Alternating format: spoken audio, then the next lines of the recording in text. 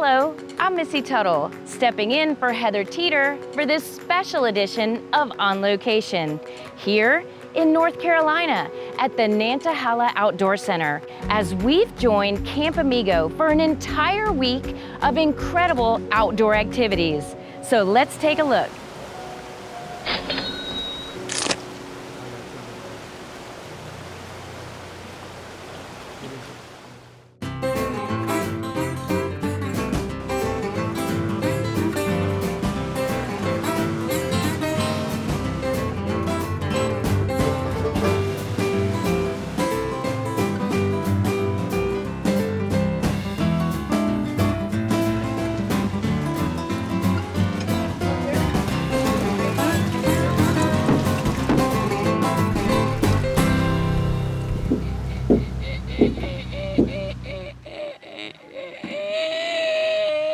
Breathe, it's important. Look, you're a camera. I'm Jason Zimmer. I've been a burn survivor for 25 years. I've been coming to burn camps in general for 22 years, and I've been coming to this camp since 2001. I've been a counselor the last, 7, 8 years, and it's honestly one of the highlights of my year, if not the highlight of my year.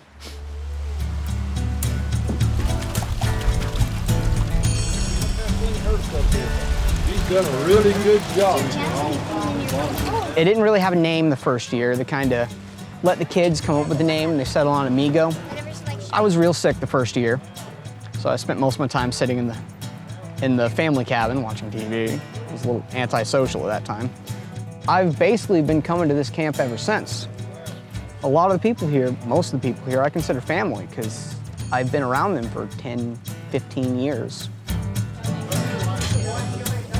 And I grew up here. Learned how to dance, learned how to talk to girls, learned how to canoe, and basically picked up kayak, and it's made a huge impact on my life.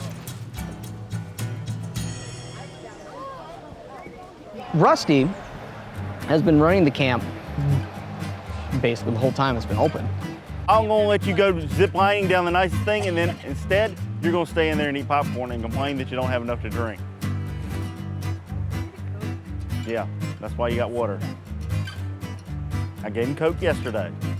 That's the only day I bought it. Hi, my name is Rusty Roberts. I am El Presidente of Camp Amigo. My official title is El Presidente. It's Camp Amigo. I say I'm a benevolent dictator 1 week out of the year. It's nice to be in charge sometimes. This is our 15th year, and we took our show on the road. We went to Western North Carolina to Nantahala Outdoor Center.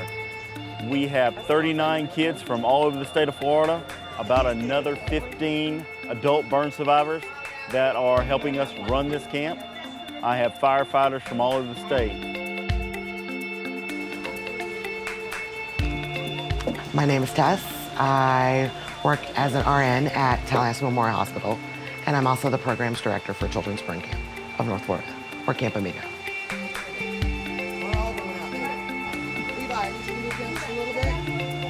I've been coming to camp since 2004.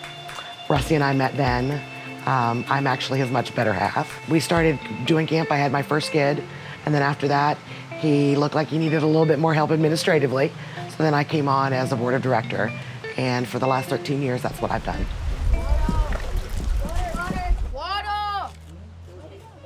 Hi, my name's Chase. I like to just be around with others and play. I just love being with friends. The gym running was amazing. I found rose quartz. I love rose quartz. They're so beautiful. I found pieces of rubies. What is this? Just amazing. Did you get to keep them? Yeah, we got to keep them. They're actually in my cabin right now. I want to take them home and put them up on my bedstand. Do you think you'd sell them on eBay ever? Yeah, possibly. If I ever get a chance, yeah, possibly. I got it wrong. Chase. I have a better knowledge of board games and card games and stuff than Tess and Rusty do, so I've taken it on myself to donate a game every year. Cannibalistic worm savages, just like a whole bucket load of them. Another one of them has cankers. What are cankers? Oh, they're like little disease spirits. Yeah, like cankers. Is there one that sucks? Okay. No, I don't know. Let's just keep going I down. really especially like playing with imagination. It's really fun to me to make things up and just do it in your mind and seeing it all go. It's awesome for me. Because I like doping. Burn camp's really a great experience because you can get away from everyone and be around people who have the same experience as you have, and you don't have the looking and staring and stuff. Everyone's like friendly to everyone, and it really boosts your confidence. I'll take you off your stick. I'm gonna shoot belly button on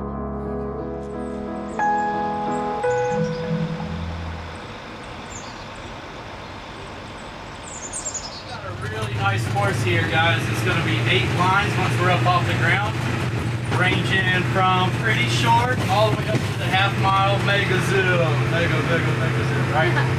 So you go anywhere from like 15, 20 miles an hour up to 55 or so, give or take. For the zip line, I mean, there's a lot of build-up and anticipation because everyone talks about this half-mile zip line.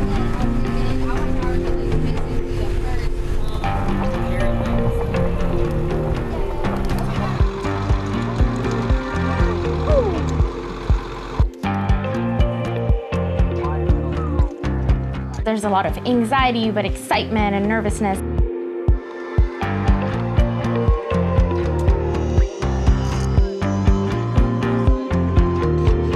When I went ziplining, I thought, oh, it was gonna be something small, or like just like one little zip line, not too high off the ground, just zoom, zoom, that's it.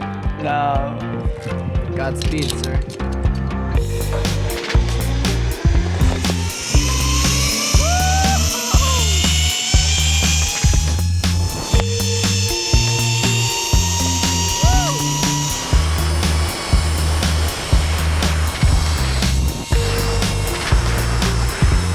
It was amazing going through the trees and the treetops and looking out to your left and right and seeing hills and mountains and the river running underneath you. Was really a great experience.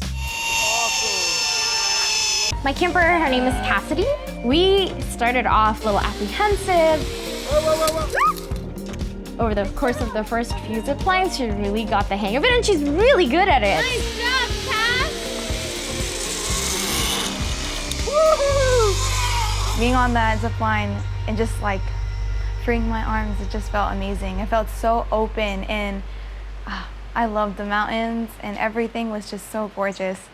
I also went fly fishing. Guys, where we're going, you need a little sense of adventure, okay? It's pretty much a straight down drop to the water. At the bottom of the stream, like you pick rocks up and look at the bottoms, and I can show you all this. You can see these things like moving around like rocks. They'll be tiny, big, small. At first, I thought fly fishing was gonna be super difficult, and I was like not gonna enjoy it at all. We go into the water and it's freezing cold, and we don't want to go any further, me and my sister. And I'm just like, no, I'm not gonna not enjoy this. This has to be the best thing ever. So I went in a little further, and I would not give up at all trying to catch fish. I honestly have to say that was probably one of the best experiences I had. It's beautiful out here, though. It's amazing. Nothing gets better than this. This is where I want to move to.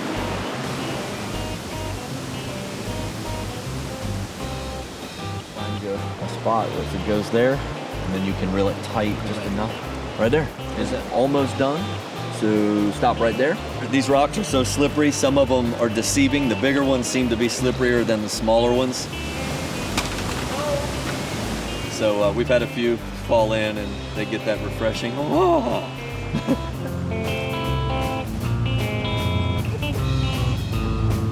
If we start catching some fish, then they'll forget about any uncomfortable feelings out here. I never caught a fish. Yeah, I caught a leaf. A butterfly landed on me. That was pretty cool. I don't know. You got bugs all over you. I know. My name is Paul Fiori. I'm a counselor at Camp Amigo, and I work for Alachua County Fire Rescue as a lieutenant. Do the neck here. Bring your neck over, right side, pull it. Oh, yeah. When I started in '09, I wasn't really too sure about it, seeing all these kids with their injuries. So it took a while to just say, all right, this is it. And you really find out they're really just normal kids.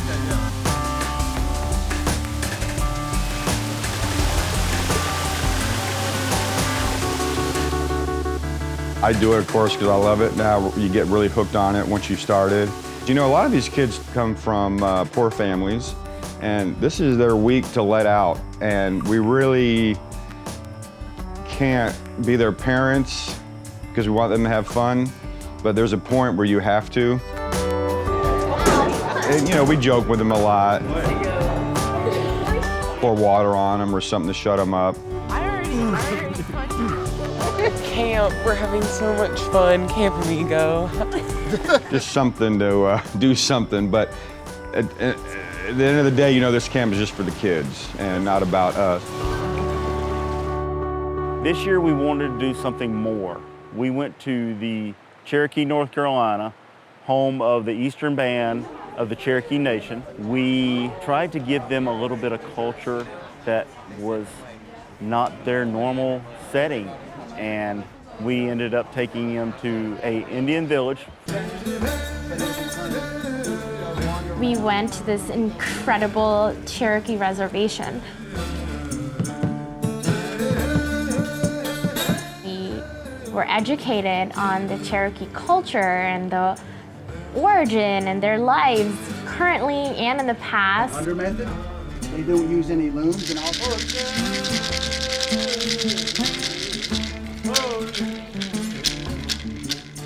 You know, either have bright plumage, build a crazy looking home, or do a funky little dance to impress women. Same kind of principle. You got to see like the Cherokee people doing some basket weaving and beading and making of weapons. They did some skits. And I didn't grow up here, so for me, a lot of it was kind of new. The most important traditions that you guys still uphold? Traditions and beliefs that we still hold high are respecting our women, because we are a matriarchal society, so we try or tend to hold our women higher. The quicker we can get this done, the quicker you guys can eat.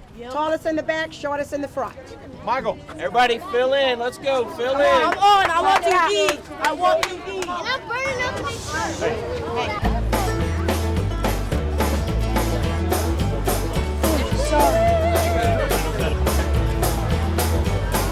Spent the day at the Island Park in the middle of the town where there's a beautiful stream. We trout fished, we tubed.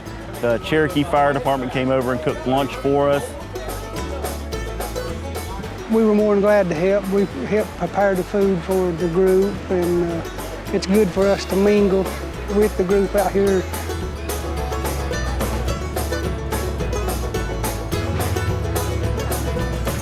Surprise, surprise! Guess what? I was in the neighborhood, and so I decided I'd drop in and see what y'all were up to.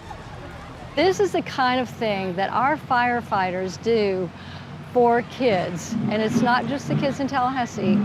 They have organized all the firefighters in the state of Florida, and all of them raise money to send kids to this burn camp. I've just talked to a little girl that's been here several years in a row. I think it's got to be really empowering to them to be around other kids who've had, because this is a really traumatic experience to be in a fire and be hurt by a fire.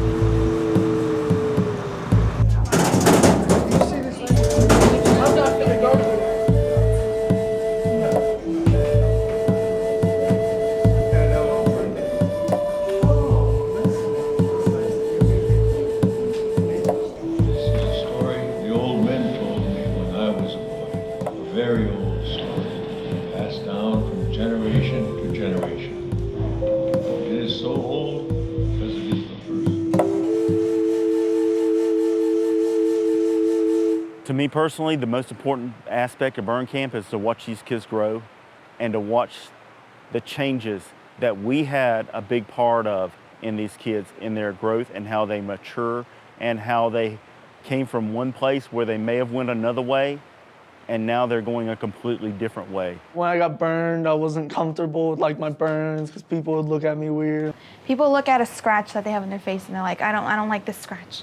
And then they see other girls and they're like, oh, she has burns on her face. You know what I mean? I used to wear shorts to school and stuff, and since I'm burned on my legs, kids don't understand what happened, so they look at you weird and they'll make like rude comments like, oh, what are you, like a reptile or something? I want them to feel like a regular kid. I want them to be able to have comfort in the fact that they're around their peers. They don't have to put up those walls, that they can talk about it, and they do talk about it. You can hear them sitting at the table next to you talking about, well, some people are mean to me, or I get funny looks from somebody. I was a totally different person. I was a quiet person, always wore pants, always wore sweaters, never wanted to show my face. Hair was always down. I hated showing myself.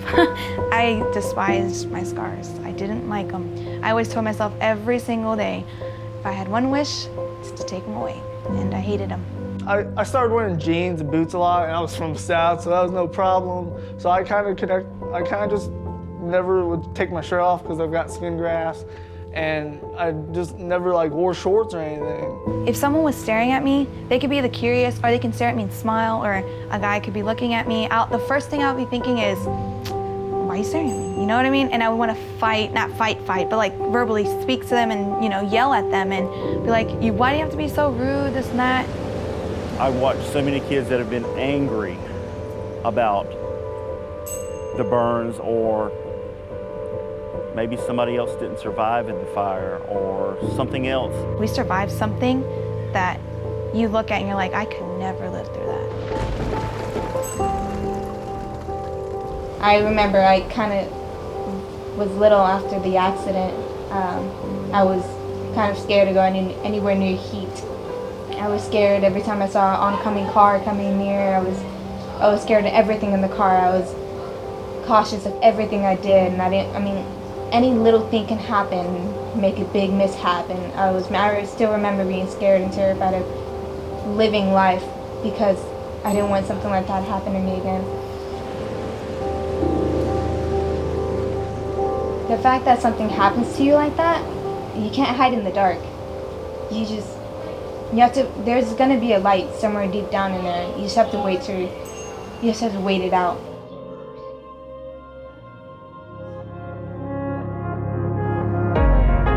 We went whitewater rafting, and it was the coolest experience ever. I can't believe that I'm 26 and I've never done that. I feel like I've wasted my time.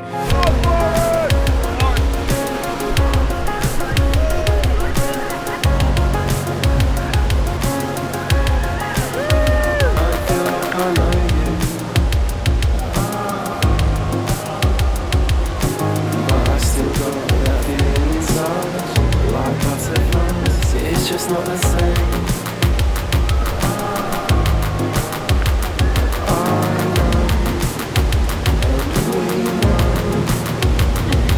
There's still something to hold on to.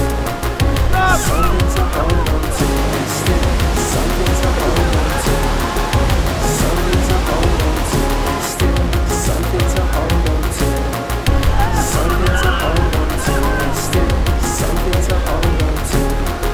Something to hold on to.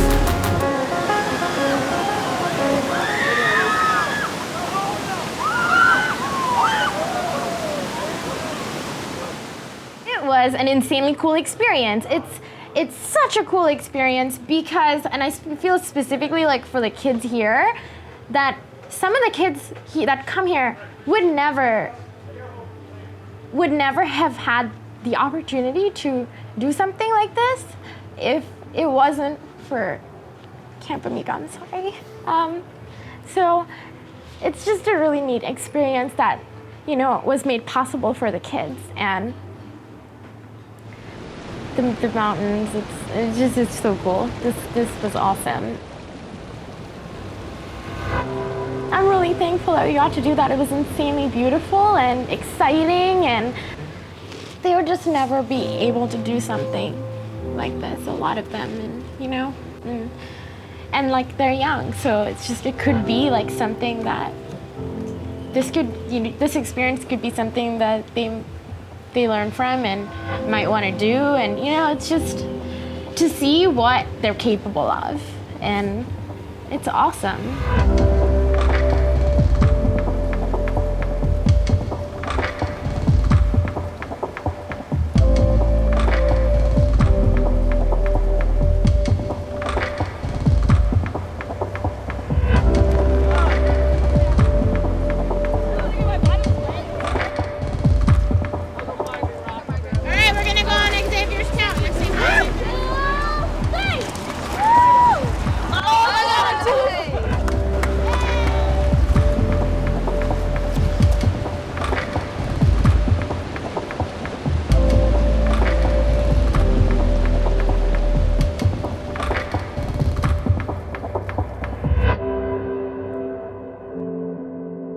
Nobody gets paid here at all. Everybody's here on their time to help these kids. They give up a week of their life and they receive so much more than that week. International Association of Firefighters does a week-long camp in Washington, D.C. and we've had a lot of people go through the years. I helped run it for a couple of years, which was a great honor. But it is an amazing, busy, ridiculous, awesome week of just right to the edge of too much before you fall into the abyss, but they stop right there. The place you see, I mean, it's just amazing. But and it's one camp and one counselor from every burn camp in the United States and Canada. So they have around 50 kids and 50 counselors. Anyway, our two this year. Doug and Jerrett.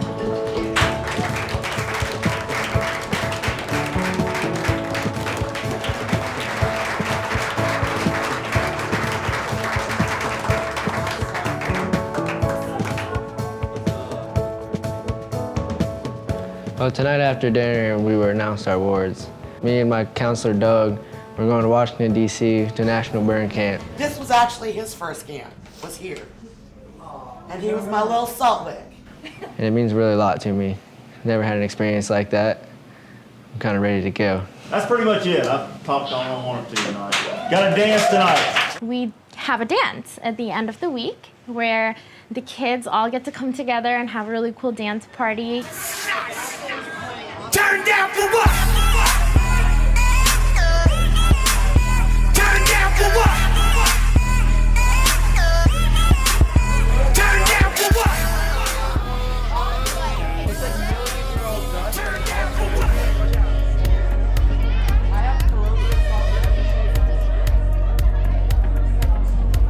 I really feel that burn camp is an extension of my firefighting. Meeting somebody who doesn't have to be here because they're not burned, yet understands exactly what situation we're in, and even better, them being a firefighter and understanding that that's their job, it means so much to them because it's kind of like we're their child because they saved us. I mean, without them, we wouldn't be here. A lot of people look at burn camps like it's a place for, you know, burn kids to go and be with people like them. It's less an opportunity to be around people who have had similar experiences and more to just be. To just learn, to just see what it's like to interact with people who don't have that snap judgment some people do.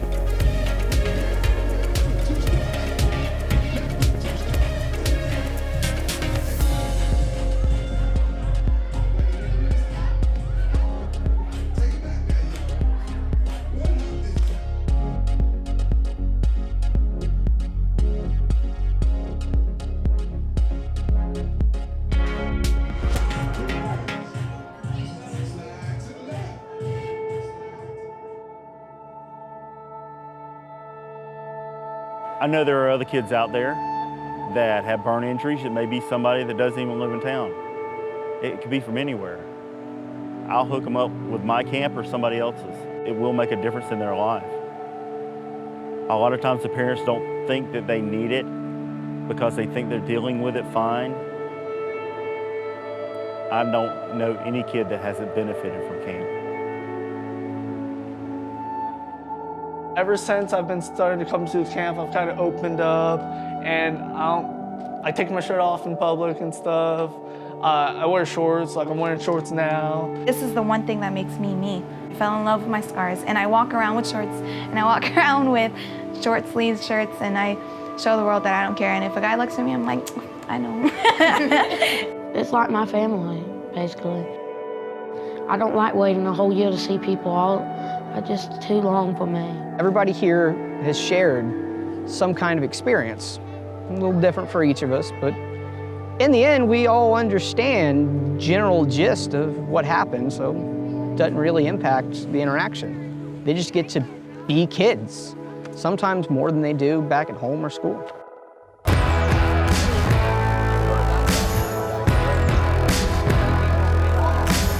Circle people over there that are not doing it. Herding cats is what it is. Okay. Yeah, they're hard to herd. We always kind of circle up at the end of camp because a circle has no beginning and a circle has no end. It goes on. Love my campers, love all these kids. This was our first camp in 2009, and we look forward to many more weeks. Short of death in the family, this week during the summer is top priority in my life. I'll see y'all next year. 15 years ago, Rusty and I and a couple other people sat around, and that was the mindset was this is a family, and everybody that's standing here right now comes from different circumstances. We have different experiences in life, but there is a really, really solid foundation with this family. And now it's time to get on buses. I love you all.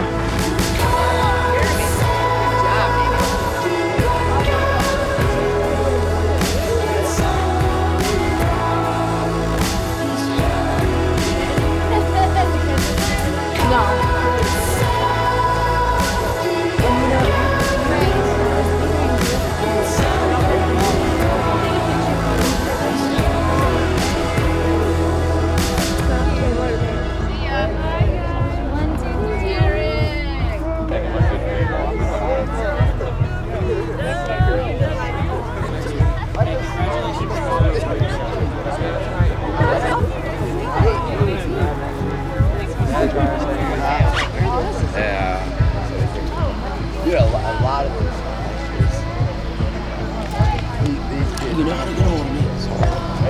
Everybody's got my number, so you can always call me. Anytime. And that's why. I'll take it easy. Who are you going to ask for next year? You? Of course. Okay, I'm just checking, You better come, though. I'm over here. It's my getaway. You be good. Time to go.